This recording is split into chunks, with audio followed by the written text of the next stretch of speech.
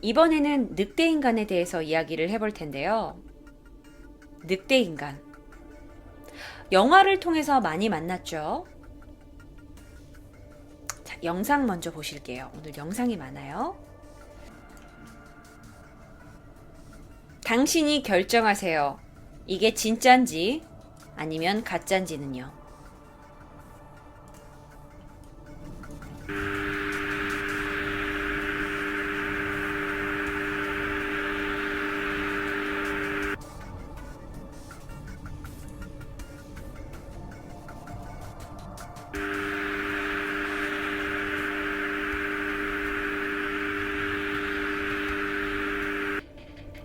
근데 저거 강아지 아닌가요?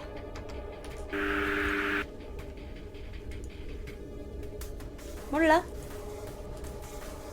영상을 크게 확대해서 나중에 보잖아요. 그러면 굉장히 차보다 빠른 속도로 길을 건너가고 있고요. 사슴이라고 강아지라고 치기에는 꽤 큰 몸집을 가지고 있었고요. 그런데 이 영상이 왜 문제가 됐냐면 영상을 크게 확대해서 보잖아요. 우리 눈에는 안 보이지만 그러면 사람 모양의 팔과 다리를 가진 비슷한 형태의 어떤 이상한 생명체였다는 거죠. 이 괴 생명체가 늑대인간인지는 아직 밝혀지지 않았어요. 그런데 만약 늑대인간이라면? 그게 비디오에 찍힌 거라면 여러분 주변에 늑대인간이 존재할 수도 있다고 생각하면요.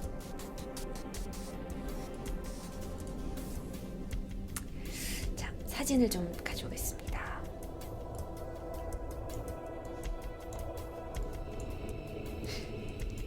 좀 코믹한 사진을 가져왔어요. 뭐 늑대인간이라는 게 뭐예요? 사실 늑대인간 우리 너무 많이 봤잖아요. 맨날 뱀파이어 영화에 맨날 나오고 뭐 늑대하고 사람하고 혼혈종이 돼가지고 뭐 인간 된 거 뭐 이런 거죠. 근데 보통의 그 영화나 어떤 책에서 보는 늑대인간은 뭐 보름달이 뜨면 사람이 이렇게 늑대 같은 모습으로 변신을 하게 되죠. 그리고 또 보름달이 지면 다시 사람이 되고요. 이게 되게 영화나 소설 속에서 종종 등장을 합니다. 그런데 또 문제는 이거야. 외계인도 똑같고 인어도 똑같은데 왜 그렇게 많은 사람들이 늑대인간을 봤다는 목격담이 전해지고 있는 걸까요? 여러분 봤어요? 못 봤죠? 어떤 목격담이 있었냐면요. 영국에서는 늑대인간으로 보여지는 괴생물체를 실제로 생포했다는 일도 있었어요. 지나가던 중에 이 괴생물체를 발견해서 바로 경찰에 알렸는데 괴생물체가 얼마 되지 않아 목숨을 잃어버렸고요. 게다가 영국의 대개 이 늑대인간이나 뭐 이런 동물을 연구하는 옥스퍼드 브룩스 대학교 연구팀에서 인도에서 이 괴생물체라고 생각되는 이 생명체의 털을 채취한 거예요. 털을 채취해가지고 조사를 했는데 도저히 늑대의 것도 아니고 인간의 것도 아닌 특이한 DNA를 발견하게 된 거죠. 그러면서 이 연구팀이 늑대인간은 존재한다. 왜냐? 이 DNA는 인간도 아니고 늑대도 아닌 것이기 때문이다. 라고 결론을 내렸다고 합니다. 자, 그러면 늑대인간이라는 거는 또 옛날로 건너 올라가요. 이 늑대인간이라는 건요, 뭐 중세 시기부터 사람들이 늑대인간을 그렇게 믿었어요. 17세기에서는 버려진 아이가 그 늑대인간으로 몸이 변해서 나온 일도 있었고, 그럼 사람들이 다 똑같아. 몸에 털이 나 있고 동물같이 생겼고 괴력을 가지고 있고 게다가 개처럼 뛰어난 후각도 가지고 있고요. 실제로 기록에 의하면 중세시대 발견된 그 아이 이름까지 있었다고 하는데요. 잔데리지라는 아이예요. 그런데 이 아이가 사람들한테 생포되고 나서는 몸에 털이 없어지고 괴력과 후각까지 퇴화돼 버렸다고 해요. 인간이 된 건가요? 기록상에 남아있는 늑대인간 너무나 많아요. 뭐 1769년에 한 유럽의 마을에서는 사람을 해치지 않는 늑대인간이 발견된 거야.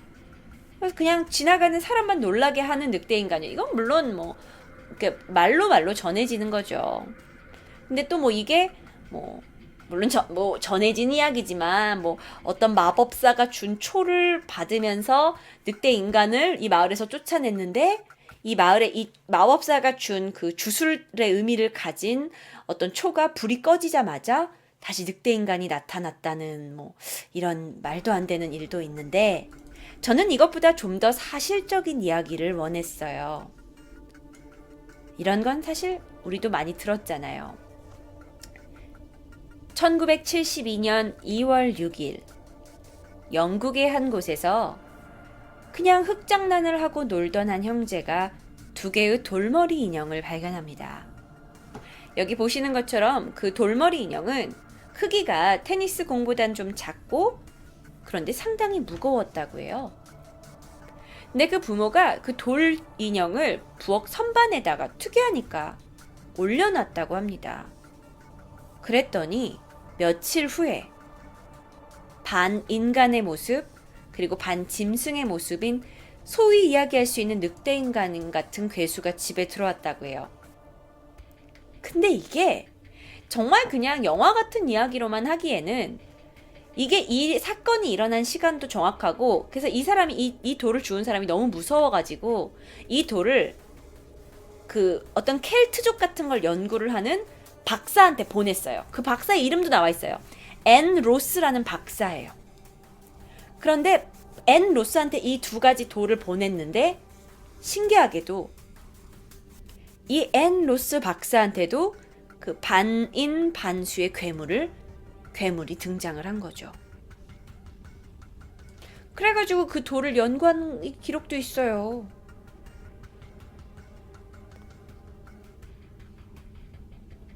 진짜 이야기야. 이 2개의 돌에 대한 어떤 뭐 사진 자료도 있고요.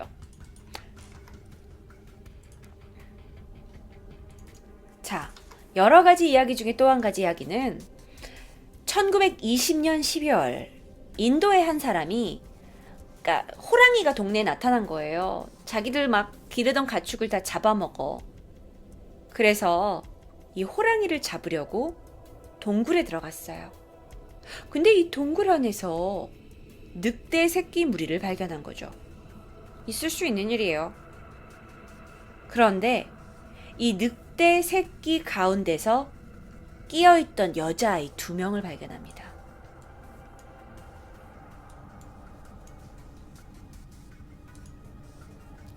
그래서 이 여자아이 둘이 바로 병원으로 후송이 되고 결국에는 고아원의 보살핌을 받게 돼요. 이 아이들의 나이가 한 7살에서 8살 정도로 추정이 되는데요. 아이들이 원숭이 울음소리를 내는 거예요. 그리고 4발로 기어다니고요. 그리고 사람들이 이렇게 뭔가를 주려고 하면 늑대처럼 막 물어버리려고 하고요. 고아원에서 이 둘한테 이름을 지어줬대요. 하나는 아밀라와 하나는 카밀라라. 그리고 고아원에서 이 2 아이들이 고아원 아이들과 잘 융화돼서 자라날 수 있도록 계속 훈련을 시켰다고 해요. 그런데 너무나 급격하게 야생에서 늑대들과 살던 아이들이 인간 세상에 나와서 고아원에 들어가서 사람과 그 도구로 밥을 먹고 살려고 보니까 이게 너무 급격한 환경 변화였던 거죠. 그래서 첫 번째 아이 아말라라는 곧 사망해버립니다. 2번째 아이 카말라라는 애는 그래도 2발로 걷는 연습까지는 하게 된대요. 그리고 나중에는 인간의 옷을 입기도 했다고 합니다. 하지만 결국 17살 나이에 그냥 사망하게 되죠. 그럼 이 둘은 도대체 어디서 온 건지, 왜 늑대무리 속에 있었는지 그건 밝혀내지 못했다고 해요.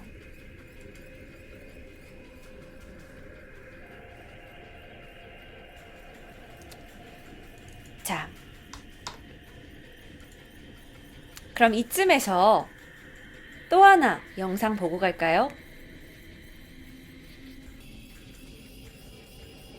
한 CCTV 모습입니다.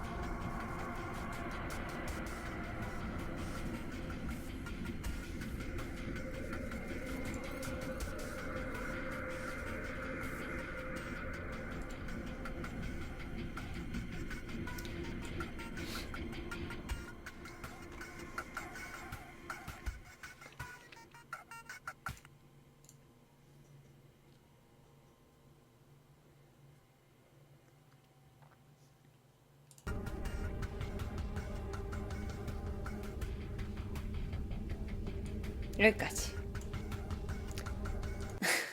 몰라요, 나도 뭔지는. 근데 유명한 영상이더라고요. 늑대 인간이 잡혔다라는 유명한 영상이더라고.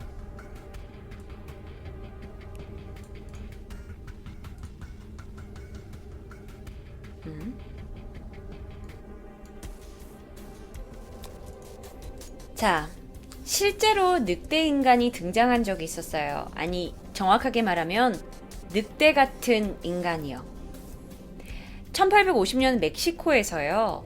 그러니까 멕시코 사람이 아닌 약간 인디언 출신의 한 여성이 있었는데 이 여성이 이런 모습을 하고 있었다고 해요. 이건 물론 그림인 것 같아요. 온몸이 털로 뒤덮여 있었고요. 아래턱이 상당히 돌출되어 있었고요. 너무 징그러워요. 근데 이상하게 은근히 머리는 좋았대요. 그래서 배우는 것을 너무 좋아해가지고 영어나 스페인어 둘 다 잘했다고 해요. 근데 외모가 너무 이상하다 보니까 그때 당시에 외모 때문에 일상생활은 하지 못하고 이 여자는 서커스단에서 보통 활동을 했다고 합니다. 실제로는 약간 이런 모습, 왼쪽에 있는 이런 모습, 왼쪽에 있는 모습이에요. 굉장히 이 여자의 이름이 줄리아 파스트라나라고 하는데 당시에는 늑대 여자로 굉장히 유명했다고 합니다. 근데 문제가 뭐냐면 이 줄리아가 임신을 했어요. 그래서 아이를 낳았습니다. 그런데 신기하게 그 아이도 늑대 모습을 하고 태어난 거예요. 그래서 그 충격으로 26살의 나이로 생을 마감했고요. 아이도 이틀 만에 사망했다고 해요. 그런데 이 여자의 그 어떤 시신이 늑대 인간의 표본으로서 아주 수년 동안 사람들한테 보여짐을 당한 거죠. 근데 나중에 알고 보니까 이 줄리아는 유전성 질병인데 그게 선천성 불치다모증이라는 것에 걸린 거라고 해요. 그래서 실제 인간도 선천성 불치다모증이라는 병에 걸리면 늑대의 모습을 한 온몸에 털이 나고 아래 턱이 돌출되는 그런 어떤 외모를 갖게 될 수 있는 거죠. 뭐 성별이나 인종에 상관없이요. 이게 전 세계적으로 여태까지 기록으로 100명 이하가 되는, 100명도 안 되는 아주 희귀한 병이라고 합니다. 근데 그건 진짜 늑대 인간 아니잖아요. 그렇죠? 또 다른 설로는요. 늑대 인간이 어디서 왔냐라는 것에 대해서 광견병 알죠? 그러니까 아주 쉽게 광견병에 걸린 사람이라는 주장이 있어요. 이 광견병은요, 보통 개나 이 병에 걸린 개나 고양이한테 물리면 주로 발병이 되게 되는데요. 이게 에이즈하고 더불어서 굉장히 치사율이 높다고 합니다. 그리고 사람을 포함한 포유류에서 대부분 나타나고요. 근데 이게 이 병에 걸리면 소리, 바람, 감각 기관에 굉장히 자극을 준대요. 그래가지고 막 몸에 경련이 일어나는 거야. 그리고 광견병이 실제로 걸리면 초반에 좀 몸이 가렵고 막 열이 나고, 그리고 점점 진행이 될수록 약간 마비 증상, 흥분 증상, 정신 이상 증상이 나타나는데, 사람이 그런 증상이 나타나다 보면 약간 늑대 인간화 되는 게 아니냐. 게다가 이게 햇빛에 대한 과민 반응도 있대요. 그래서 실제로 광견병에 걸린 사람들은 불면증 때문에 그 햇빛도 피해야 되고 잠도 못 자서 밤에 돌아다니는 일이 많다 그래요. 그래서 사람들이 그냥 과학적으로 추측을 하기에 광견병에 걸린 사람이 요런 증상이 있으니 얘네들이 돌아다녀서 얘네들을 늑대인간으로 우리가 착각하는 건 아니냐라는 주장이 있습니다. 그런데 또 한 가지 재밌는 건요, 난관증이라는 병이 있어요. 이건 정신질환이에요. 난관증.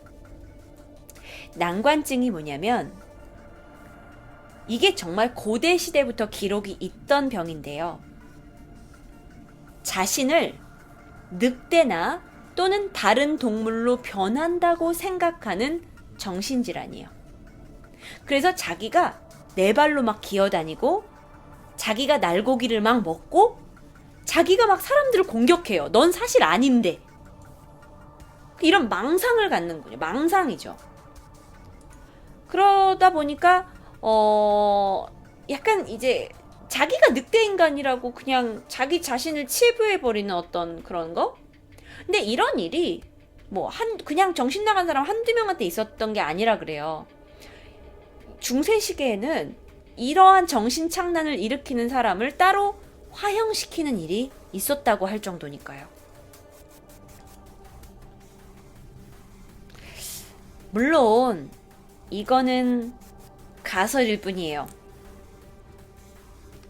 여전히 우리의 그 영화나 소설에선 늑대인간이 존재를 하죠. 그런데 현대에는 늑대인간이 어디서 왔는지, 정말 사람의 모양을 하다가 늑대로 변하는지, 아니면 늑대인간의 모습으로만 가지고 있는지 모르고요. 과학적으로 밝혀내지도 못합니다. 하지만 여전히 목격담은 계속되고 있어요.